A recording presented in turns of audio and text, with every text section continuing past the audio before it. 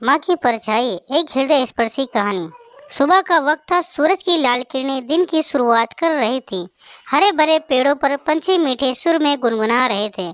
ऐसे निसर्गरम वातावरण में सरस्वती अनाथ आश्रम छोटे बच्चों की सेवा कर रहा था।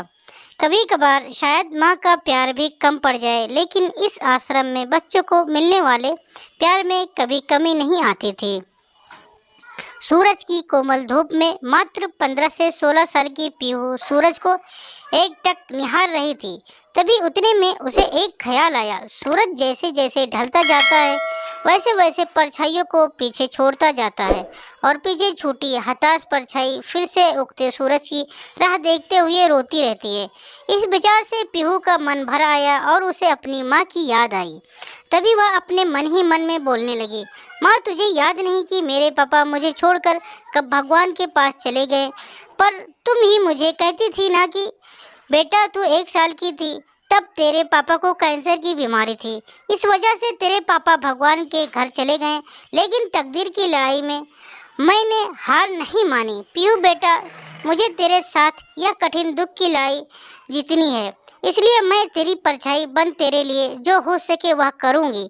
वक्त आने पर मैं लोगों के घर के काम भी करूँगी, पर तुझे बहुत पढ़ाऊँगी, तुझे बड़ा बनाऊँगी। मैं तेरे पापा के सपने को वास्तव में लाऊँगी।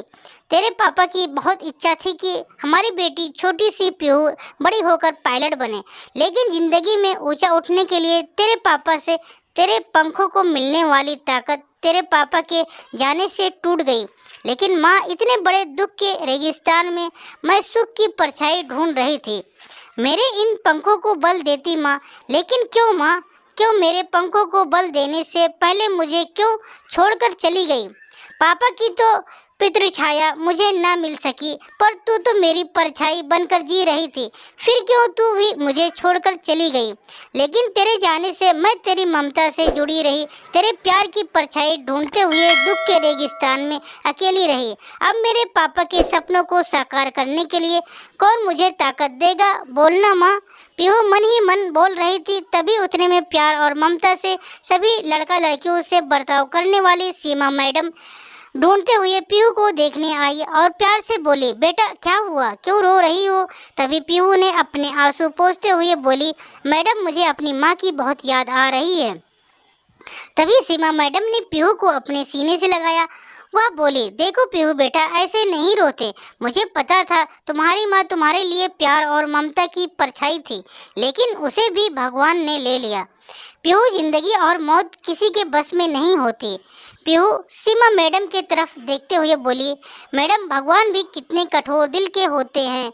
जब मैं छोटी थी तब मेरे पापा कैंसर की बीमारी से चले गए, और अभी कोरोना के काल में मेरी माँ की बेस्ट फ्रेंड रमा आंटी एक दिन के लिए हमारे घर आई। तभी माँ को कोरोना हो गया और मेरी माँ गुजर गई। वह मुझे छोड़कर चली गई। मेरे जीवन में परछाई बनकर रहने वाली मेरी माँ मुझे अब दिखाई ही नहीं देती। पीहू की यह अवस्था देखकर सीमा मैडम की आंखें भर आई। फिर भी सीमा मैडम पीहू को दुख भरे स्वर में बोली, ये देखो पीहू बेटा, जिस टाइम तेरे गांव के सरपंच ने तुम्हें इस आश्रम में लाया तब उन्होंने तुम्हारी जिंदगी की सब कर्म कहानी बताई थी।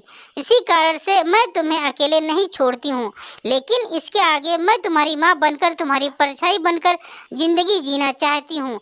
ऐसे बोलकर सीमा मैडम ने पीहू को अपने बाहों में भर लिया और रोने लगी।